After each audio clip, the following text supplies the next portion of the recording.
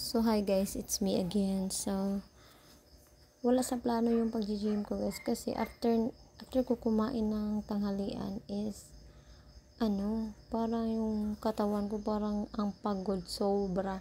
So kaya nga hindi ako kumakain ng marami, lang, more gulay lang kasi yung plano ko is wag muna i-relax ko muna yung sarili ko, wag muna magbubuhat today. Pero yun na nga, nakatulog ako ng isang oras, like 1 hour and a half nakatulog ako guys.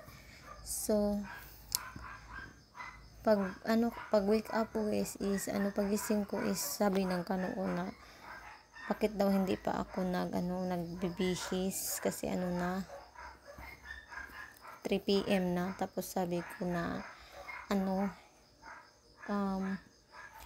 i-relax ko muna yung sarili ko kasi ang pagod na talaga yung muscles ko. So sabi ni Kano na kaya ko raw, ako pa. So yun na nga guys, naliligo ako tapos yung nagbibihis at pumunta ako ng gym at ginagawa ko yung routine ko. So dapat kasi guys, never pa tayo ang ingay ng aso. So never pa tayo naka-workout this week. So I suppose working out my back guys every Wednesday. So yun na nga, yung ulan is never nag-stop. So non-stop talaga. So today lang natin ginagawa yung back routine natin. So yun na nga guys, nag-back routine ako guys, tapos nagta-triceps and nagba-biceps, and gutom na talaga ako dyan guys kasi konti lang talaga yung kinakain ko na baboy, like more veggie na lang ako today kasi nga wala sa plano.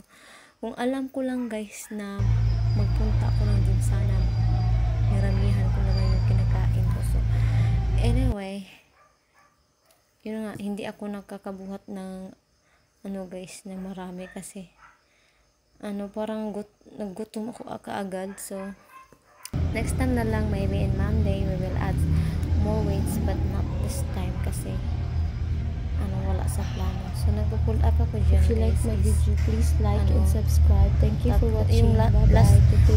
Last sets ko na yan guys. So tingnan nyo guys, para nahihirapan ako dyan, diba? So yun.